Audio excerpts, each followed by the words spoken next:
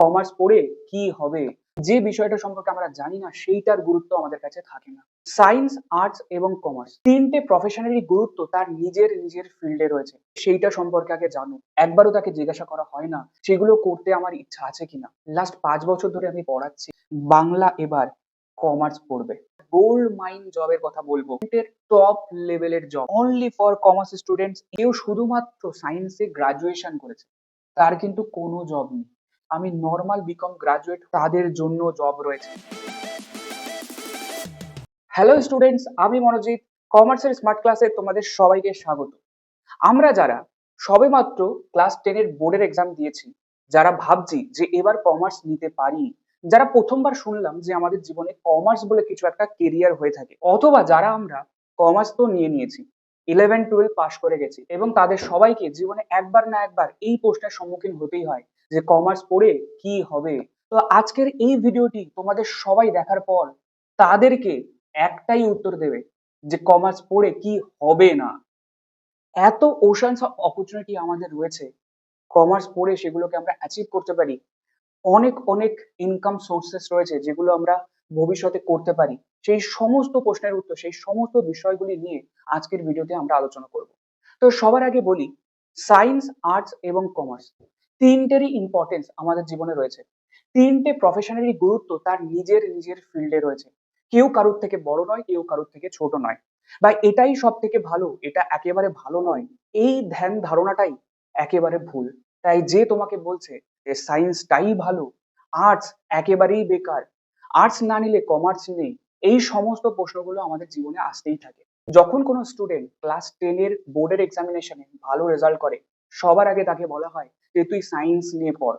একবারও তাকে জিজ্ঞাসা করা হয় না যে আমার সায়েন্স নিয়ে ভবিষ্যতে যে কাজগুলো হয় সেগুলো করতে আমার ইচ্ছা আছে কিনা, আদৌ অন্য কোনো জিনিস আমার ভালো লাগে কিনা, আমার গান বাজনা ভালো লাগে কিনা, আমার ইংলিশ বলতে বা পড়াতে ভালো লাগে কিনা, আমার টাকা পয়সা ফাইন্যান্স রিলেটেড কাজ ভালো লাগে কিনা, আমার ব্যাংকের জব ভালো লাগে কিনা, আমার অ্যাকাউন্টস এর জব ভালো লাগে কিনা, আমার শেয়ার মার্কেট ইনভেস্টমেন্ট ভালো লাগে কিনা। কেউ কিচ্ছু জিজ্ঞাসা করে না।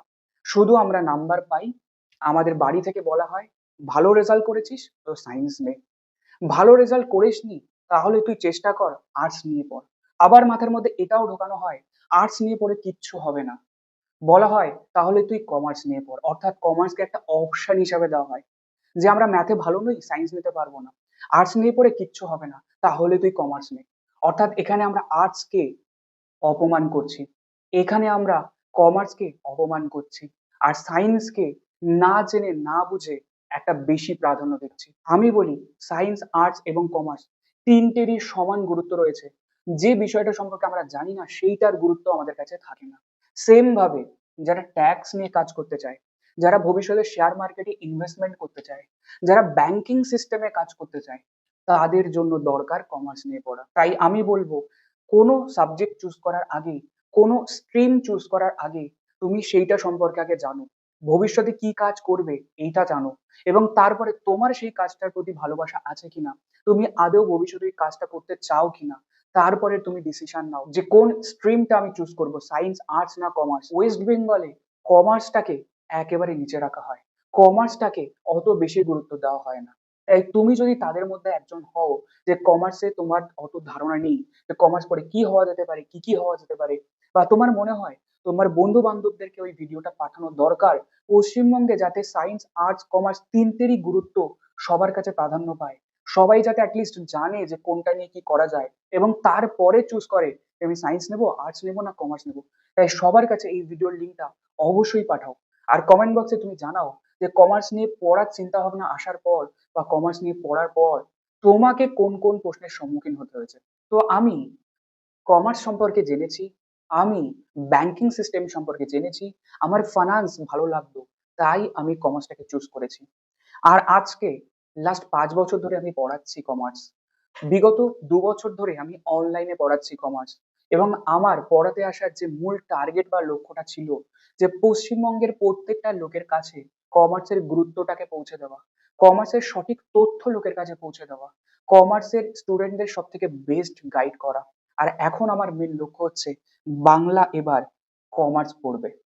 বাংলাকে কমার্স পড়াতে গেলে পশ্চিমবঙ্গের মানুষের কাছে কমার্স পৌঁছতে গেলে কমার্স সম্পর্কে জানানোটা সবার আগে দরকার। তাই আজকের ভিডিওতে আমরা জানবো যে কমার্স নিয়ে পড়ে কি কি হওয়া যেতে পারে, ভবিষ্যতে কি কি অপরচুনিটিস রয়েছে। সবার আগে বলি, ট্র্যাডিশনাল যে জবগুলো হয়, ট্র্যাডিশনাল যে প্রফেশনাল কোর্সেস গুলো হয় সেগুলো কি। ইন্ডিয়াতে সব থেকে গুরুত্বপূর্ণ, ইন্ডিয়াতে সব থেকে ফেমাস তিনটে যে প্রফেশনাল কোর্স রয়েছে ফর কমার্স স্টুডেন্টস, সেটা হচ্ছে সিএ, সিএস এবং সিএমএ। যারা সিএ পাস করেছে, চার্টার্ড অ্যাকাউন্টেন্ট, তাদের ইনিশিয়াল স্যালারি 7 থেকে 12 লাখ পর্যন্ত হয়ে থাকে এবং সেটা এক্সপিরিয়েন্সের সাথে আস্তে আস্তে তোমার কিন্তু 40 লাখ পার অ্যানাম পর্যন্ত স্যালারি যেতে পারে যদি তুমি কোনো বিজনেস বা কোনো কোম্পানির সিএফও বা পার্টনার লেভেলে জব পাও। আবার তুমি যদি কোম্পানি সেক্রেটারি ডিগ্রিটা নিয়ে থাকো তাহলে কিন্তু তোমার ইনিশিয়াল স্যালারি 5 to 7 লাখ থেকে 25 লাখ পার অ্যানাম পর্যন্ত যেতে পারে। এবং সেম ভাবে কস্ট অ্যান্ড ম্যানেজমেন্ট অ্যাকাউন্টেন্ট যারা সিএমএ করছে তাদেরও কিন্তু স্যালারি 4 to 7 লাখ ইনিশিয়ালি এবং সেটা অ্যাজ পার তোমার এক্সপিরিয়েন্স 30 লাখ পার অ্যানাম অব্দি কিন্তু যেতে পারে। এই তিনটে ডিগ্রির মধ্যে তুমি যেটাই করো না কেন, বছরে তোমার ইনকাম মোটামুটি 5 থেকে 10 লাখ টাকা ইনিশিয়াল লেভেলেই কিন্তু তোমার স্যালারি হতে পারে।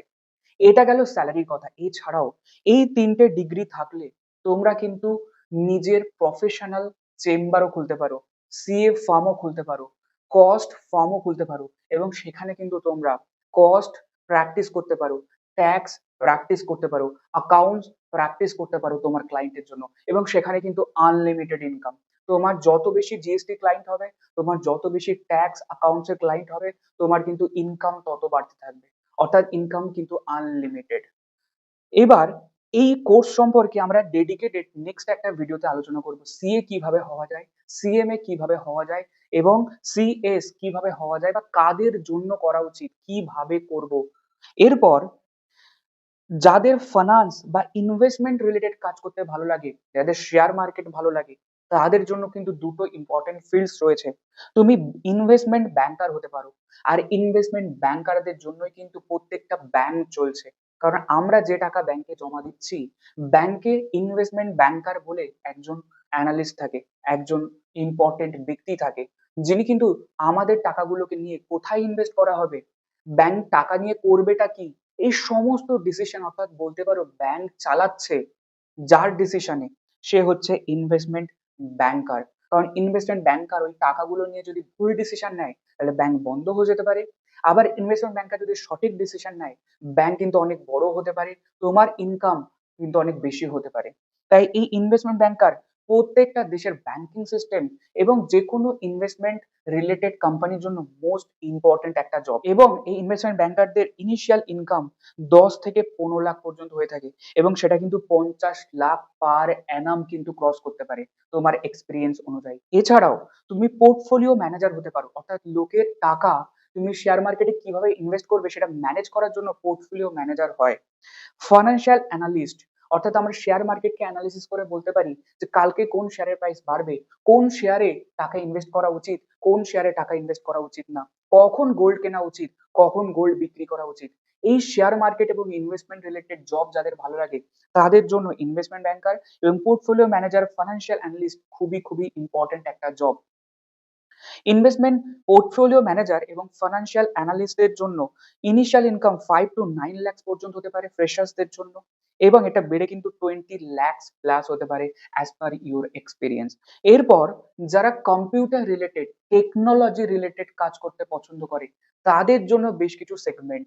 যারা কম্পিউটার অ্যাপ্লিকেশন নিয়েছে, যারা ভবিষ্যতে এআই রিলেটেড কাজ করতে চায়, যারা ভবিষ্যতে টেকনোলজি রিলেটেড কাজ করতে চায়, তাদের জন্য ইম্পর্টেন্ট হচ্ছে কমার্সের একটা ডেটা এবং বিজনেস অ্যানালিসিস, অর্থাৎ বিজনেসের যত ডেটা থাকে সেগুলোকে অ্যানালিসিস করা। এই রিলেটেড কিন্তু একটা জব রোল হয় যার নাম হচ্ছে ডেটা এবং বিজনেস অ্যানালিস্ট। তাদের ইনকাম মোটামুটি 6 থেকে 12 লাখ পর্যন্ত হয়ে থাকে বছরে। এরপর ই কমার্স ম্যানেজার, ফ্লিপকার্ট, অ্যামাজনের মতো যে কোম্পানিগুলো রয়েছে সেই কোম্পানির পুরো ওয়েবসাইট ম্যানেজ করার জন্য ই কমার্স ম্যানেজার হয়ে থাকে। তাদেরও জব কিন্তু 5 থেকে 9 লাখ পর্যন্ত হয়ে থাকে কমার্সের স্টুডেন্টদের জন্য। এরপর ডিজিটাল মার্কেটিং ম্যানেজার, আজকের দিনে আমরা সোশ্যাল মিডিয়া দেখছি মার্কেটিং এর একটা গুরুত্বপূর্ণ মাধ্যম হয়ে উঠেছে এবং সেখানে ডিজিটাল মার্কেটিং ম্যানেজার কিন্তু ইম্পর্টেন্ট একটা জব রোল। তাদের জন্য কিন্তু ইনকাম ফ্রেশার্স 4 লাখ থেকে 8 লাখ, এক্সপিরিয়েন্স হলে 15 লাখ তো 22 লাখ। এরপর যারা মনে করে যে আমি গভর্নমেন্ট জবের দিকে একবার ট্রাই করতে চাই, অ্যাজ এ কমার্সের স্টুডেন্ট আমরা গভর্নমেন্ট জবের জন্য ট্রাই করতে পারি। আমাদের জন্য যেগুলো ভালো ভালো গভর্নমেন্ট জব রয়েছে সেগুলো হচ্ছে ব্যাংকের জব, ব্যাংক পিও, আইবিপিএস বা এসবিআই এর যে পরীক্ষাগুলো হয় সেখানে কিন্তু আমরা বসতে পারি। এবং কমার্সের ছেলেদের জন্য ব্যাংকের জব একটা ভালো জব, কারণ আমরা টাকা পয়সার মেন হিসাব রাখি। আমরা ছোট থেকে 11 থেকে অ্যাকাউন্টস, ট্যাক্স এই সমস্ত বিষয়গুলো পড়ছি। অর্থাৎ আমাদের থেকে ভালো টাকা পয়সার হিসাব আর কেউ পারবে না রাখতে। তাই কমার্সের ছেলেদের জন্য ব্যাংকের জব কিন্তু খুবই খুবই ভালো একটা জব। এরপর আরবিআই গ্রেড বি অফিসারের জব, আরবিআই এও আমরা কাজ করতে পারি, রিজার্ভ ব্যাংক অফ ইন্ডিয়াতে। এরপর এসএসসি সিজিএল রোলসেও আমাদের রয়েছে আইটি ইন্সপেক্টর, অর্থাৎ ইনকাম ট্যাক্স অফিসার হতে পারো, কাস্টমস, তারপরে controller and auditor general of India, central গভর্নমেন্টের জবের মধ্যে কিন্তু এই জবগুলো পড়ছে। তারপর যদি কেউ মনে করে যে আমি টিচিং প্রফেশনের মধ্যে থাকবো, তাহলে কিন্তু বিকম করার পর এমকম করে নিলে এবং তারপর যদি তুমি ইউজিসি নেট ক্লিয়ার করে যাও, তাহলে কিন্তু কোনো একটা ইউনিভার্সিটির তুমি কিন্তু প্রফেসর হতে পারবে, রাইট? তুমি কিন্তু অ্যাসিস্ট্যান্ট প্রফেসর হতে পারবে এবং এটাও কিন্তু আমাদের সমাজে একটা খুবই প্রেস্টিজিয়াস একটা জব, প্রফেসর, রাইট? এবং এরপর ওয়েস্ট বেঙ্গলের কমার্সের ছাত্রছাত্রীদের জন্য একটা গোল্ড মাইন জবের কথা বলবো। এই গোল্ড মাইন জবটা শুধুমাত্র ওয়েস্ট বেঙ্গলের কমার্সের ছেলেমেয়েরাই পেতে পারে। আর এই জবটা গভর্নমেন্টের টপ লেভেলের জব। তো gold mind only for commerce students in West Bengal. অর্থাৎ আমরা কমার্সে পড়ি, আমরা কমার্স নেব বলে ভাবছি, আমরা ওয়েস্ট বেঙ্গলের স্টুডেন্টস, আর আমাদের জন্য গোল্ড মাইনটা কি এটা হয়তো অনেকে তোমরা জানতে না। তো চলো, এই যে জবটা রয়েছে এর নাম হচ্ছে West Bengal audit and accounts officer. অর্থাৎ পশ্চিমবঙ্গ গভর্নমেন্টের যে অডিট অ্যান্ড অ্যাকাউন্টস ডিপার্টমেন্ট রয়েছে সেখানে কিন্তু ট্রেজারি অফিসার হওয়া যেতে পারে এবং ফাইন্যান্সের বিভিন্ন ডিপার্টমেন্টে জব পাওয়া যেতে পারে। আর এই জবটা ওয়েস্ট বেঙ্গল গভর্নমেন্টের টপ গ্রেডেড জব। এই জবটা শুধুমাত্র কমার্সের স্টুডেন্টরাই পেতে পারে। অর্থাৎ তুমি কমার্স নিয়ে পড়াশোনা করেছো, তোমরাই শুধু বুঝতে পারবে। সায়েন্স বা আর্টস এর ছেলেমেয়েরা কিন্তু এই গভর্নমেন্ট জবে কিন্তু বুঝতে পারবে না।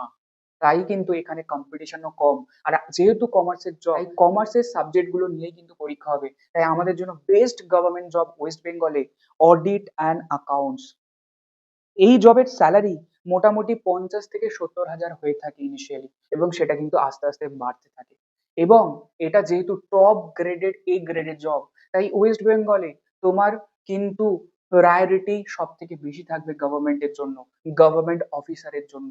এবং এই অফিসারদের জন্য কিন্তু গভর্নমেন্টের গাড়িও প্রোভাইড করা হয়, যেখানে পেছনে লেখা থাকে ওয়েস্ট বেঙ্গল গভর্নমেন্ট। বুঝতেই পারছো এই জব কতটা প্রেস্টিজিয়াস ওয়েস্ট বেঙ্গলে। এরপর শুধুমাত্র কমার্সের স্টুডেন্টের জন্য কমার্স নিয়ে পড়ার একটা গুরুত্বপূর্ণ বেনিফিটের কথা বলি, যেটা সায়েন্স বা আর্টস নিয়ে পড়লে থাকে না। সেটা হচ্ছে যদি কেউ মনে করে যে আমি সায়েন্স বা আর্টস নিয়ে পড়েছি, শুধুমাত্র 11-12 পাস করেছি বা শুধুমাত্র গ্রাজুয়েশন কোয়ালিফাই করেছি, তার কিন্তু স্পেসিফিক কোনো জব হয় না। কেউ শুধুমাত্র সায়েন্সে গ্রাজুয়েশন করেছে, তার কিন্তু কোনো জব নেই। কেউ শুধুমাত্র আর্টস নিয়ে পড়াশোনা করেছে, গ্রাজুয়েশন করেছে, তার কিন্তু কোনো জব নেই। যদি সায়েন্স নিয়ে পড়ে ডাক্তারি, ইঞ্জিনিয়ারিং, টেকনিক্যাল লাইন বা অন্য কোনো কিছু করে থাকি, তবেই কিন্তু বড় বড় জব রয়েছে। আর্টস এর ক্ষেত্রেও আইএএস বা অন্য কোনো ডিগ্রিতে যদি যাই বা স্পেসিফিক কোনো অনার্স করি কোনো সাবজেক্টের, তাহলে কিন্তু সেই specific subject related teaching job রয়েছে।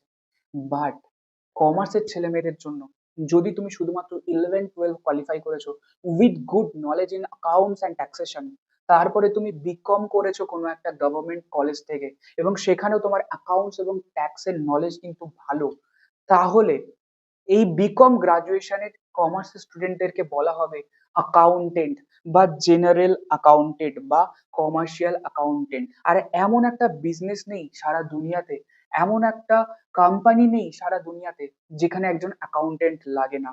তাই চারিদিকে যেখানে যেখানে বিজনেস আছে, যারা যারা বিজনেস করছে, যারা যারা কোম্পানি খুলছে, প্রত্যেকটা কোম্পানি, প্রত্যেকটা বিজনেস, প্রত্যেক জায়গাতে একজন অ্যাকাউন্টেন্ট কিন্তু অবশ্যই লাগে। তাই যদি কেউ মনে করে আমি নর্মাল বিকম গ্রাজুয়েট হয়ে জব পেতে চাই, তাদের জন্য জব রয়েছে, যেটা কিন্তু সায়েন্স বা আর্টস এর মধ্যে থাকে না। আর এই অ্যাকাউন্টেন্টের স্যালারি ইনিশিয়াল লেভেলে, ফ্রেশার্স লেভেলে কিন্তু মোটামুটি 15 থেকে 20 হাজার টাকার মধ্যে হয়ে থাকে। এবং এর পরে তুমি জব পাওয়ার পর যদি তুমি আদার্স ছোট ছোট কিছু ডিগ্রি, ট্যালি, স্যাপ বা এই ধরনের অনেক রকমের কোয়ালিটি বিল্ড করার জন্য বেশ কিছু ডিগ্রি হয়, সেগুলো যদি তুমি করে নিতে পারো, তাহলে এই তোমার 15 থেকে 20 হাজার টাকার জবটা কিন্তু 30 থেকে 40 হাজার টাকার স্যালারি হয়ে যেতে পারে মোটামুটি 2 থেকে 3 বছরের মধ্যে। এবং তোমার যখন 2-3 বছর এক্সপিরিয়েন্স হয়ে গেছে, তুমি যখন অন্য কোম্পানিতে ইন্টারভিউ দেবে, তোমার স্যালারিও কিন্তু অনেক বেশি হয়ে যাবে। তাই যদি কেউ মনে করে যে আমি একটা নর্মাল ফ্যামিলি থেকে বিলং করি, আমি একটা অ্যাভারেজ স্টুডেন্ট, আমি বড় বড় ডিগ্রি, বড় বড় যে কোর্সগুলো হয় সিএ, সিএস, সিএমএ, সেগুলো হয়তো আমি করতে পারবো না, কিন্তু আমি কমার্স নিয়ে পড়েছি, তাহলে আমি বলবো 11-12টা অ্যাটলিস্ট অ্যাকাউন্টস এবং কস্ট ট্যাক্স খুব ভালোভাবে নলেজ পড়াশোনা করো। তারপর বিকম গ্রাজুয়েট করো ভালো একটা কলেজ থেকে। এবং তারপরে তোমার যে অ্যাকাউন্টস এবং ট্যাক্সের নলেজ রয়েছে, তুমি সেইগুলো দিয়ে তুমি যে কোনো কোম্পানিতে, যে কোনো বিজনেসে 15 থেকে 20 হাজার টাকার জব অবশ্যই পেয়ে যাবে। এবং তারপর এক্সপিরিয়েন্স যত হবে, তোমার স্যালারি কিন্তু তত বাড়তে থাকবে। তাই এটা কিন্তু একটা plus point for commerce student. এছাড়াও কমার্স স্টুডেন্টদের জন্য আরো একটি গুরুত্বপূর্ণ প্লাস পয়েন্ট, বোনাস পয়েন্ট তোমাদেরকে বলি, সেটা হচ্ছে যাদের অ্যাকাউন্টস এবং ট্যাক্সে ভালো নলেজ রয়েছে, তারা কিন্তু বিভিন্ন লোকের জিএসটি ফাইলিং, বিভিন্ন লোকের ইনকাম ট্যাক্স ফাইলিং বাড়িতে বসেই করতে পারে, বা কোনো একটা সিএ বা সিএমএ ফর্মের সাথে যুক্ত থেকে সেই কাজগুলো করতে পারে। তোমার কোথাও জব করার দরকার নেই, তোমার কোথাও যাবার দরকার নেই। ক্লায়েন্ট তোমার বাড়িতে এসে তার ইনকাম ট্যাক্স ফাইল করতে বলবে, ক্লায়েন্ট তার বাড়িতে এসে জিএসটি ফাইল করতে বলবে। তুমি শুধু বাড়িতে বসে 50-100টা ক্লায়েন্ট ধরে রাখবে, তোমার মাসে ইনকাম 50 থেকে 1 লাখ টাকা হবে মোটামুটি। জিএসটি ফাইলিং এর জন্য কিন্তু মিনিমাম 1,000 টাকা পার মান্থ চার্জ করা হয়। এবং যদি বড় ক্লায়েন্ট হয়, 5 থেকে 10 হাজার টাকাও কিন্তু চার্জ করা হয় এক একটা ক্লায়েন্টের জন্য। তাহলে এক মাসে যদি তোমার 50টাও ক্লায়েন্ট থাকে আর 1,000 টাকা করে যদি চার্জ নাও, তাহলেও কিন্তু 50,000 টাকা ইনকাম শুধুমাত্র ইনকাম ট্যাক্স ফাইলিং বা জিএসটি ফাইলিং থেকে। আর এই বোনাস ফিল্ডটা শুধুমাত্র কমার্সের ছেলে মেয়েদের জন্যই রয়েছে। তাই এত বড় বড় অপরচুনিটি থাকা সত্ত্বেও এরপরে তোমাকে যদি কেউ বলে যে কমার্স নিয়ে পড়ে কি হবে, তুমি তাদেরকে শুধু একটাই কথা বলবে, কমার্স নিয়ে পড়ে কি হবে না, কমার্স ছাড়া দুনিয়া চলবে না। আপনার পকেটে যে টাকাটা রয়েছে, সেইটাই হচ্ছে ফাইন্যান্স। আর সেই ফাইন্যান্সের ফিল্ডে প্রত্যেক জায়গাতে কমার্সের ছেলে মেয়েদের ইম্পর্টেন্স রয়েছে। তাই এই ভিডিওটা, এই তথ্যগুলো যদি তোমার হেল্প করে থাকে, তোমার প্রত্যেকটা বন্ধু বান্ধব, ফ্যামিলি মেম্বার্স, প্রত্যেককে ভিডিওটা অবশ্যই শেয়ার করো। এবং কমেন্ট বক্সে অবশ্যই তুমি জানাবে যে এই তথ্যগুলো তোমাকে কতটা হেল্প করবে কমার্সের ফিউচার কেরিয়ারের জন্য।